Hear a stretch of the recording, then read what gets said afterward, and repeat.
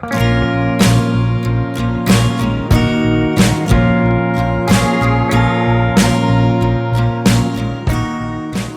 and welcome to Real Voices of Happy Valley.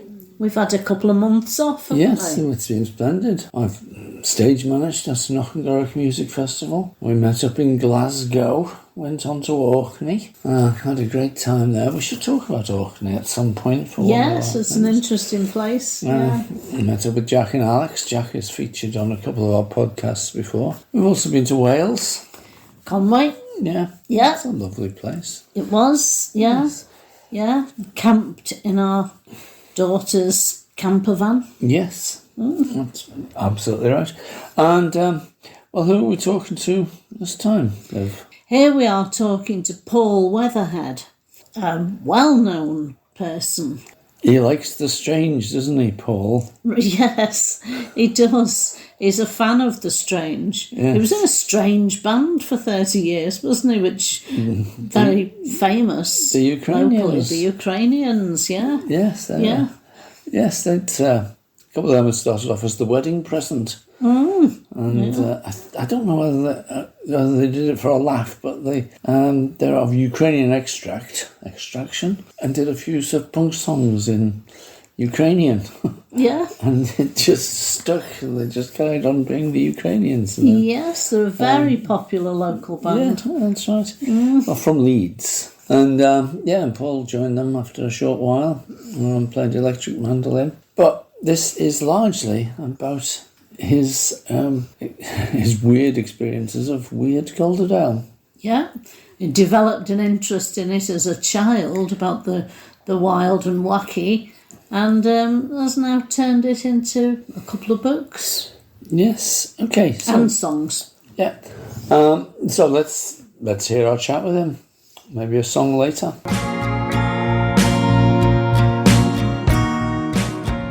So we're sitting here on a scorching hot day. The window's open. Should it be closed in case of extraneous noise? Well, if a lorry comes past, then we'll both be surprised and we'll shut the windows. Yeah, okay. Right. Talking to Paul Weatherhead. Now, a couple of weeks ago, Father's Day, I was given a present of a book called Weird Calderdale by Paul Weatherhead. I'm sitting right here. Yeah, I've got both book and Paul with us. So, Paul, tell us a little about the book. We don't need to relate all the stories because we want people to go away and buy the book and get the stories. But there seems to be a lot of weird things go on in this valley. There's something about this valley that is very weird, and that sort of prompted me to write the book, because I thought there doesn't seem to be one book that tries to capture all the main strange events that have been going on since time began in this valley, from the sort of strange lights flying over Studley Pike in olden days, right up to alien abductions in the 80s and witches turning into Black Panthers in the later on in the 80s, and the Halifax slasher in the 30s, and all these strange stories. I think they all congregate around this valley for some strange reason. Have you any theories as to why? Well, people talk about liminal areas on a border as being strange, magical and unusual places, and I think the reason the Calder Valley is so weird is because it borders on Lancashire. So Well, go and tell our Lancashire mates what you just said. I totally agree with you. Originally we were from Liverpool, and we've sort of moved around a bit, settled here. And now where we live in Todmorden, it's so much more of a border town even than Hebden Bridge is, for all sorts of all sorts of weird reasons. So, so it is just. I mean, nobody knows whether we live in. A lot of people are quite convinced they live in Yorkshire. Other people are convinced they live in Lancashire. And we have a Rochdale phone number and an Oldham postcode. So it's very strange. Calderdale's your local council, presumably. And Yes. So politically it's West Yorkshire, but yeah. Culturally, it's, I think, as you say, a border town and a border valley. And I guess this valley as well, if you think of both Todmorden and Hebden Bridge and other places along the valley, there's sort of a border between wild moorland and industrial landscapes as well. And I think that kind of border between the older traditional ways of life and this sort of new, that was new in the 18th and 19th century industries coming, and then the crumbling ruins they left. I think all that gives it a kind of gothic, spooky atmosphere. It does. I mean, nobody's surprised. You hear of things like the coiners going back, was it 18th century? Yeah, and nobody's very surprised that it happened here. And then you find policemen being abducted by aliens, and I'm intrigued by the. You just hinted at the witches in the 1980s turning into panthers. I'd heard that, but I thought it was a lot longer ago than that. Yeah, I think it was 1984. I might have to check the book, but so this was growing up as a teenager. The things I remember was, the supposedly alien abduction of Alan Godfrey. There was another UFO flap in 82, and then there was this real media circus when a coven of witches, they were called the Hermetic Order of the Golden Dawn Coven of Witches or something like that, but they tried to buy this disused chapel in above Hebden Bridge, and Cliff Richard got involved, and there was all kinds of crazy media shenanigans. He didn't do a gig, did he? I can't imagine. I don't think he did a gig at the trades. But yeah, it was just one of many events that sort of led to me writing the book. I always remember someone saying to me as a kid, God help anyone who grows up in the Calder Valley and thinks it's normal. Is that you then, Paul? So you were born and brought up in Hebden? So yeah, I was first 2 years. My parents lived in Cragvale, and it gets weirder up there. It is. It's hard to believe now they got the chance to buy the house that I was born in for £200. But they were one of the first families to move to Fairfield in 1969. So I grew up in Hebden Bridge. Oh right, yes, I have heard of other people buying houses for £200. In the 70s, the one I'm particularly thinking of. So, it would surprise people these days. It would. You barely walk into an estate agent. £200 cost you that much to have a survey done and more. Yes. So you were brought up constantly with all these stories. Brought up with them, and just I had a love for the weird and the unexplained. So people of a certain age might remember Arthur C. Clarke's Mysterious World, and things like the Unexplained magazine and the Fortean Times and those sort of things. So I was always really interested in those. As a teenager, reading Eric von Daniken and Chariot of the Gods and all those things, and then sort of moving on to the more sceptical approaches to them and looking at possible explanations and debunking. So that sort of drew me down a sort of more sceptical and analytic approach to these kind of topics. Well, that's one of the things I liked about Weird Calderdale. It's like, it's not sort of, folklore-y, this thing happened. Yeah, it's like people said this thing happened, and let's have a look at some of the explanations without necessarily coming to any conclusion of your own. I think that's right. Yeah, and I think it's interesting to take a sort of a benevolent, sceptical approach, the Fortean approach, and examine it from lots of different angles. And where the sceptical explanation works, that's an avenue to approach. But also, it's worth exploring the more weirder and wonderful explanations as well. Yes, because some of the weird and wonderful explanations must be true. I suspect. You think sometimes they may be. Who knows? Yeah. Yes. I mean, I've always had this, truth is stranger than fiction in my mind. But I've never been 100% convinced of anything, except perhaps the men walking on the moon. I was about 13 or 14 when they went to the moon, and I had a mate then of the same age who's never believed it happened. He says you can't believe anything Americans tell you. But then, you look at world leaders today, and why would anyone believe anything they say? I think a lot of people, feel the same, that they've completely lost trust in political parties, political systems, world leaders. Yeah. But I think to an extent the Calder Valley has always been independent, isn't it, of most things. You know, the religion is nonconformist, and the people are nonconformist. And that's how it seems to me, anyway, that they don't put their trust in the council or, political parties. And the cooperative movement is basically non-conformist. It's like, we'll do this ourselves. There is a strong independent, non-conformist street, which is part of one of the attractive things about the area. Yeah, I think so. I mean, I'm hopeless on geography or any geographical features, but just kind of steep-sided with everyone or most people at the bottom, isn't it? Have I got that right? Yes. Geographically, the bottom of the valley, you mean? Yeah. I mean, there's, just living like that has got to have some sort of effect. I mean, people talk about valley fever, don't they? Of sort of having these hills looming over you all the time. So it is nice to get out on the tops. And, when you had that, we'd been in Hebden Bridge on the valley bottom for about 5 or 6 years. Yeah. And you, Viv, said something along the lines of, we can see for a quarter of a mile in every direction and want to be able to see further, which is why we moved up to Darnay's. Yeah.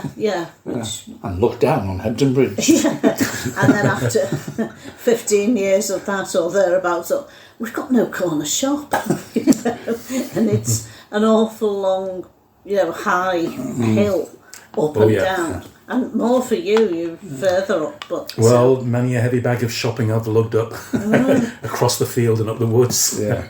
And, when you sort of think, well, I'd like to be able to just get a tin of beans without having to get a bus. Yeah. Or abseil down to the shop. And we're not getting any younger. Yeah. But otherwise, I loved being there. But do you think... like you say, you can get valley fever and what have you. And do you think it allows people to feel as though they're in a bubble and the rest of the world isn't really that close by? I think certainly Hebden Bridge feels like it's in a little bubble surrounded by hills. A kind of little magic bubble. With Leeds on one side and Manchester on the other, it feels very green and very rural compared to just when you get a few miles or tens of miles down the road.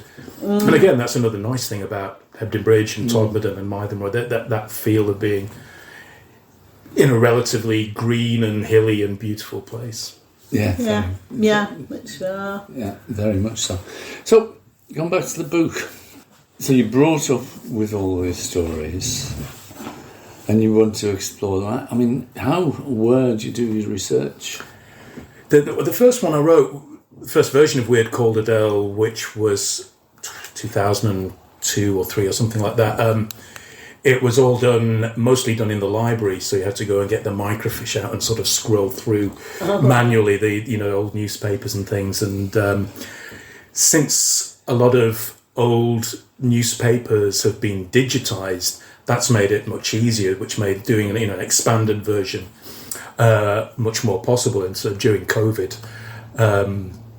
suddenly music stopped. I wasn't playing anymore in bands, so I just sort of revisited Weird Calderdale, rewrote it from scratch, went much deeper into everything. It was much easier to do searches and find things that other researchers had missed.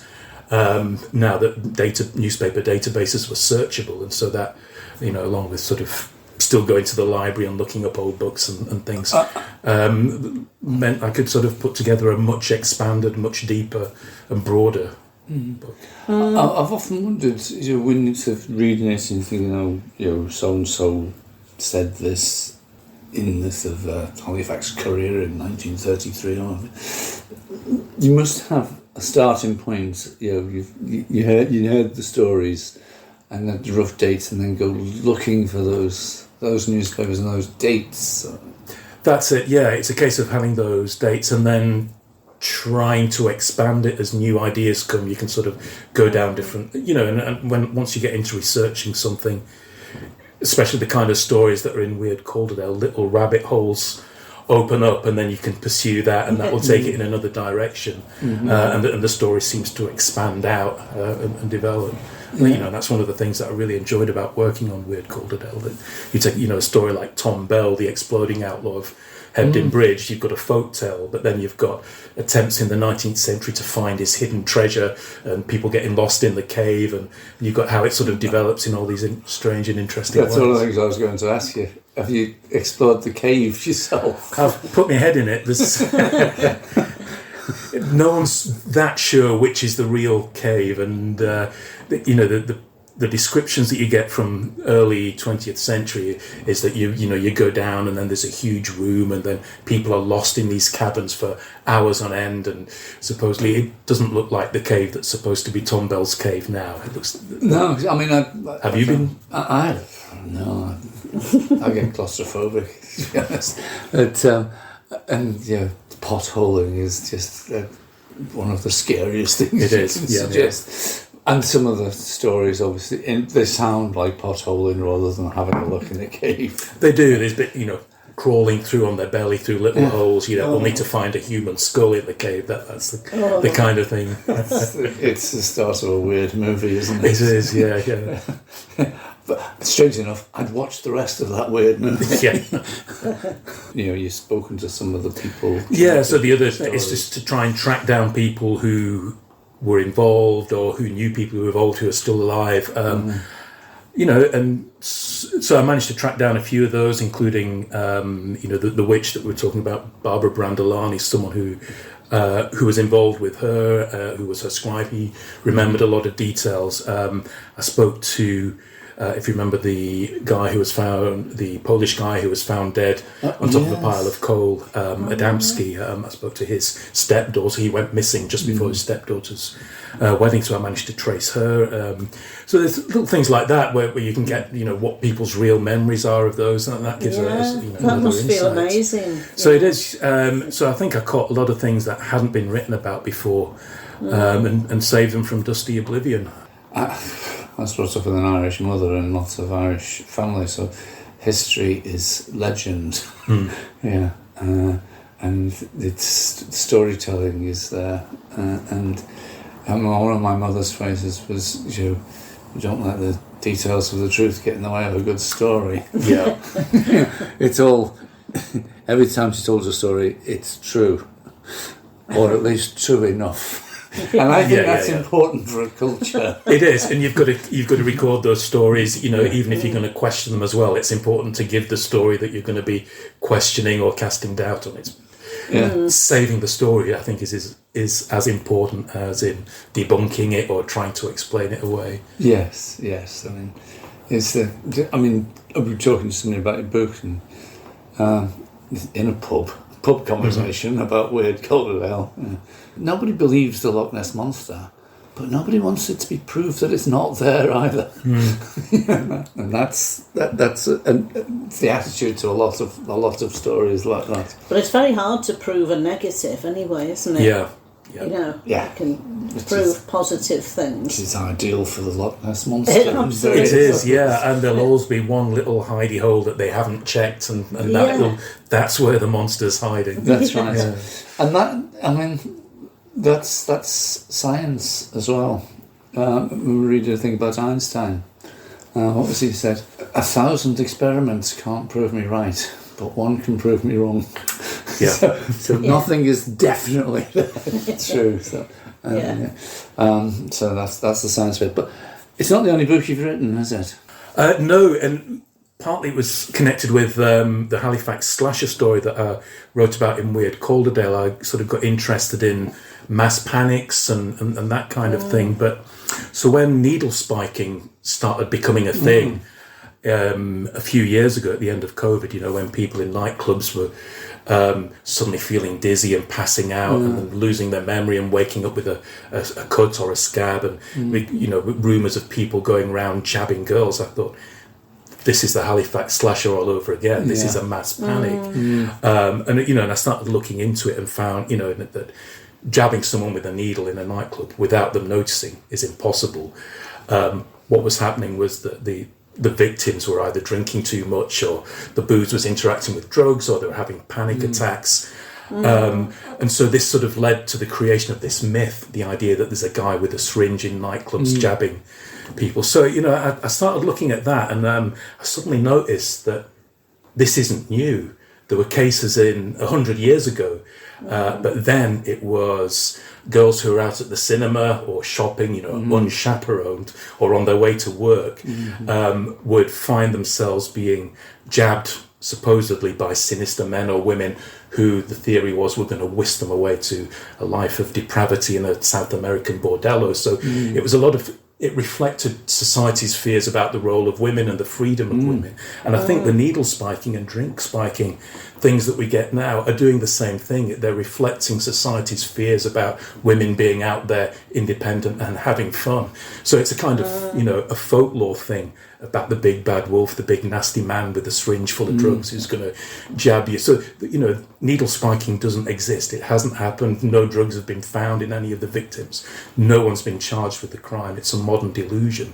But this sort of led me to getting in touch with Robert Bartholomew, who's professor of sociology in New Zealand, and he's basically the world expert on mass hysteria.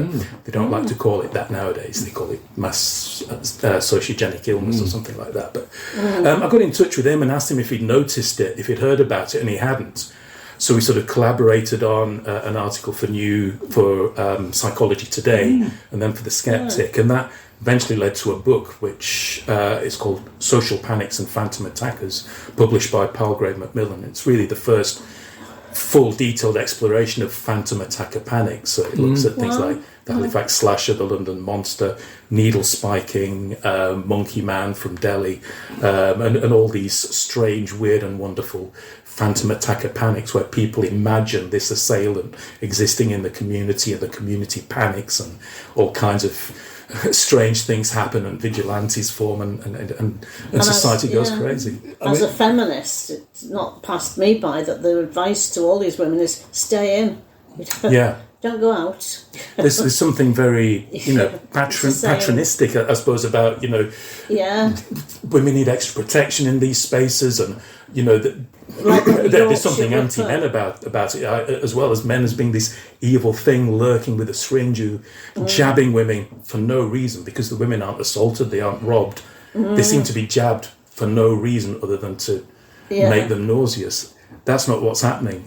This is just something that it's a normal reaction to stress and anxiety. It's what people do. I studied sociology in the 70s.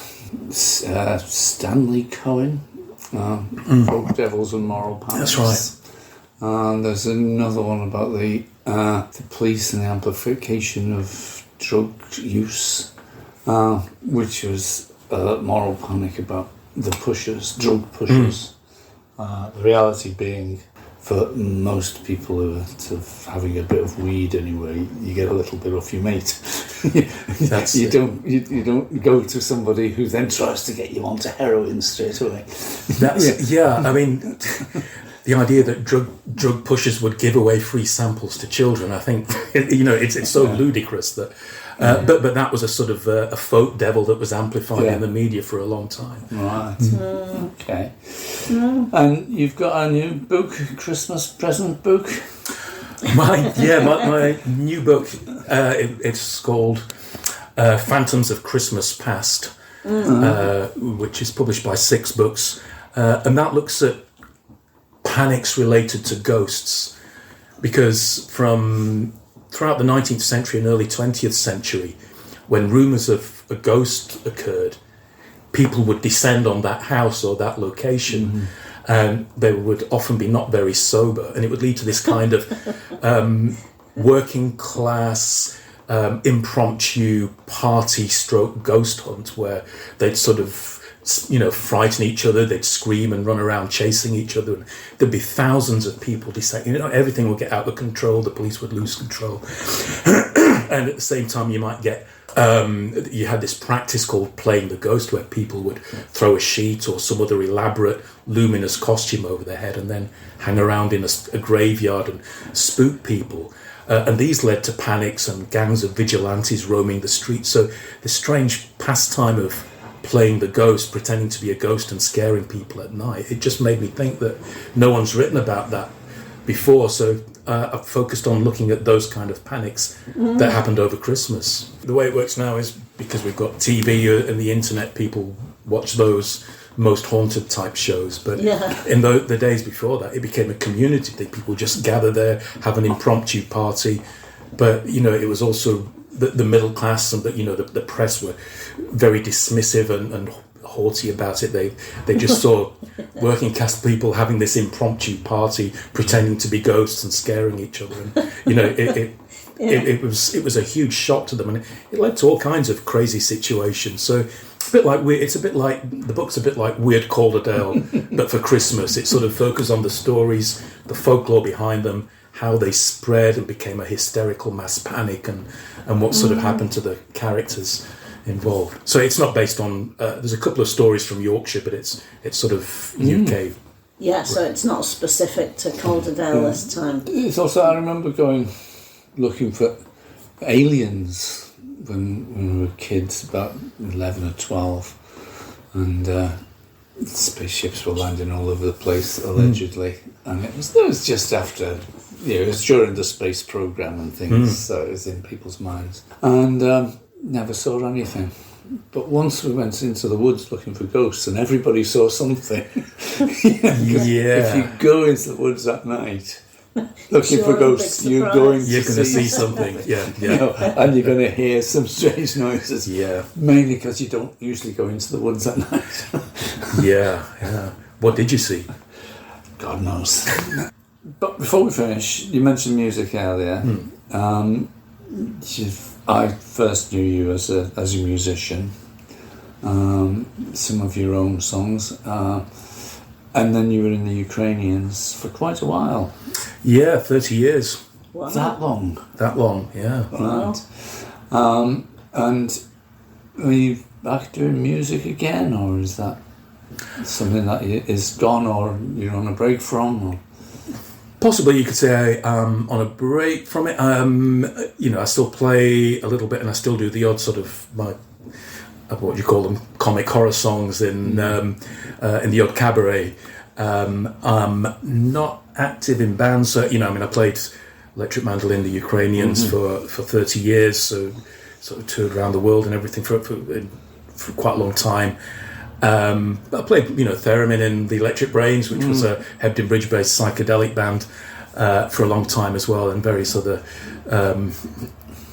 bands and musical conglomerations over the years. But at the moment I'm focusing on books, on writing. I've got a website, paulweatherhead.com, where I do blog articles, a podcast which is called Monsters, Myths and Manias, but I suppose at the moment my head's sort of in the strange world of demonic possession in Lancashire, because the book I'm working on at the moment is a history of demonic possession in Lancashire, which has a long and rich history of it compared with a lot of other regions. Does it make it difficult to live with? I mean, when your head's full of all this stuff. That's Larissa. Yeah, I bet that's my wife. Because the only way to do this sort of thing is to become obsessed with it and let it carry you for however long it takes to write a book. 2 years, I guess, is about the norm for me. Yeah. Okay. Interesting that you mentioned the sort of comic horror songs. I'm pretty sure we've got one about the Gibbet. Gibbet Day in Halifax. Yeah. That's the which one. also features in Weird Calderdale. Yes. So I shall dig that out and tag it on the end, if that's okay. Okay, yeah. Great stuff. Right. A good day out for all the family. That's the one. Yeah. Right, well, thanks a lot, Paul. It's all right, my pleasure. Thanks, Paul. It's been great, No, that's good. That's good. Right, and we'll play some music. Mother, make a picnic, kids, turn up the TV. We're going to have a treat today, just you wait and see. They're bringing back the gibbet, the crime rate to inhibit. Today's the day we make those convicts pay. It's decapitation day in Halifax. They brought back the gibbet law. Felons beware, it's going to part your hair. Closest shave you ever saw. And what is more, it's a great day out for all the family. Parking's free. Now Halifax is famous, it's known throughout the nation as the home and capital of decapitation. We're turning back the pages, the future's Middle Ages. Justice done, we're all having fun. It's Decapitation Day in Halifax. They brought back the gibbet law. Felons beware, it's going to part your hair. Closest shave you ever saw. And what is more, it's a great day out for all the family. Parking's free. Don't kids ask the funniest questions? How do they think I know? How long are they conscious after the fatal blow? Is it instant? Does it hurt like heck? Or is it just a pain in the... Bring more beer for the children, bring more beer for me. More civilized than hanging and much more fun to see. Today they got a fella, his job big issue seller. He robbed a shop, now he's for the chop. It's Decapitation Day in Halifax. They brought back the gibbet law. Felons beware, it's going to part your hair. Closest shave you ever saw. And what is more, it's a great day out for all the family.